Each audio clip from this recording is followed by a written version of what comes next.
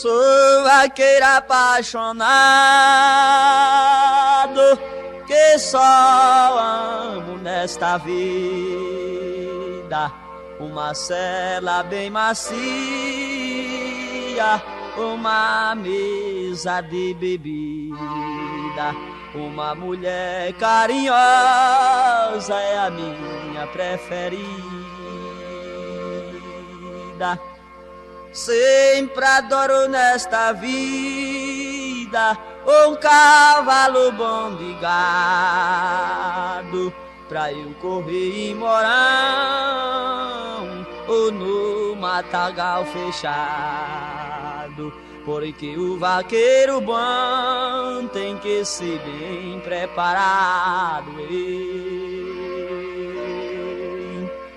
Tenho comigo guardado um parapeito, um gibão, um par de esporas de prata e um lindíssimo bridão, uma sela bem macia pra eu correr e morar.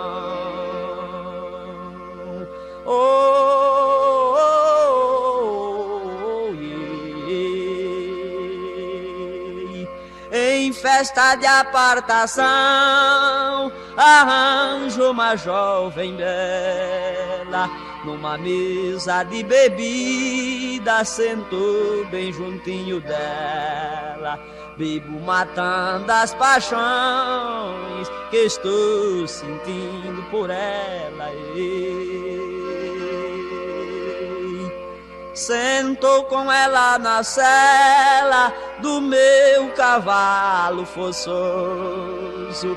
Ali começo beijando o seu rostinho mimoso. Ela diz: "Ô meu filhinho, quanto tu és carinhoso."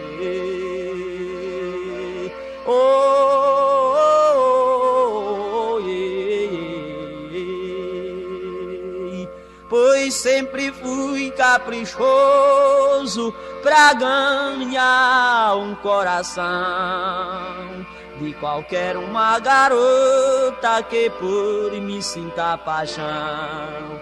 E enquanto Deus me der vida, esta é minha diversão.